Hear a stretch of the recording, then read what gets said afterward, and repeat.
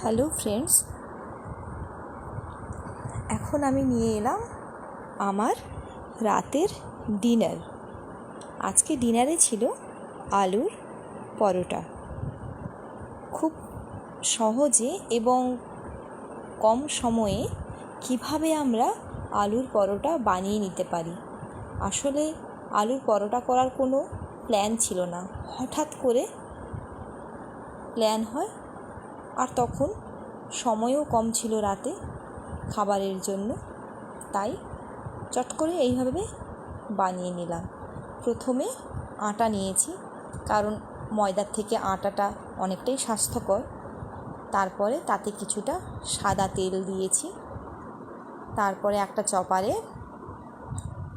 পেঁয়াজ, লঙ্কা এইসব চপ করে নিয়ে দিয়েছি।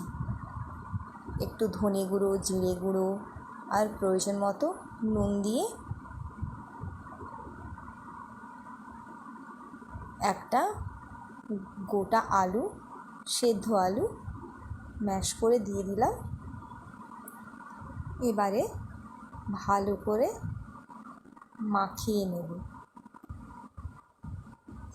খুব ভালো করে আলুটাকে মাখিয়ে নিতে হবে প্রথমে। তারপর প্রয়োজন বুঝে জল দিতে হবে। প্রথমেই জল দিলে হবে না, কারণ আলুটা মাখানোর পর কতটা জল লাগবে সেটা বুঝে দিতে হবে। আচ্ছা, এখানে কেউ যদি ভাজা মশলা অ্যাড করতে চাও তো দিতে পারো।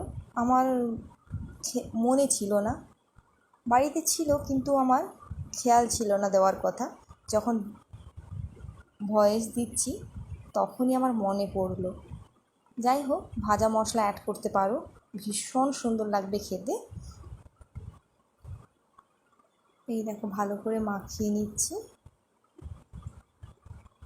তারপরে জিনিসটা এই রকম দাঁড়াবে। এবার একটু ওর ওপরে অয়েল দিয়ে মাখিয়ে নেব এবং ঢাকা দিয়ে কিছুক্ষণ রেখে দেব। সেই সময়ে ছেলের খাবারটা রেডি করে নিচ্ছি, কারণ অনেক রাত হয়ে যাচ্ছে। আর ওই সময়টা কি আমি শুধু বসে থাকবো? তাই ছেলের খাবার করতে দিয়ে আমি এখানে লিচিগুলো কেটে নিলাম এবং বেলেও নিলাম। এবারে তাওয়া গরম করে তাতে একটা পরোটা দিয়ে দিলাম।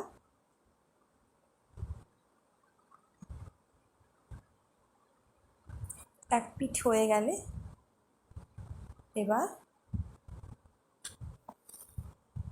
অন্য একটা পিঠ একটু সেঁকে নেব।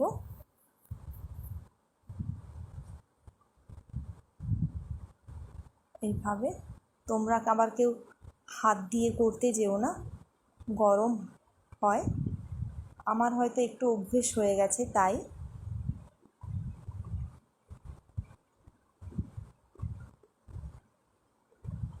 এইভাবে ভালো করে দু পিঠ সেঁকে নিয়ে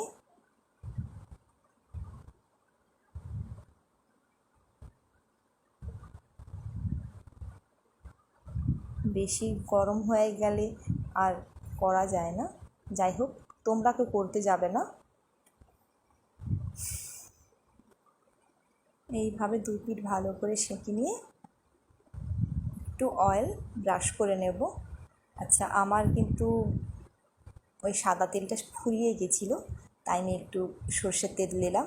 এতে তোমরা ঘি অ্যাড করতে পারো, বাটার অ্যাড করতে পারো। আসলে যার যেমন খেতে ভালো লাগে সে তেমন খাবে। খাওয়া নিয়ে কাউকে বলা উচিত নয় আমার মনে হয়। তবে আমরা বড়জোর বলতে পারি যে কোনটা স্বাস্থ্যকর, কোনটা অস্বাস্থ্যকর।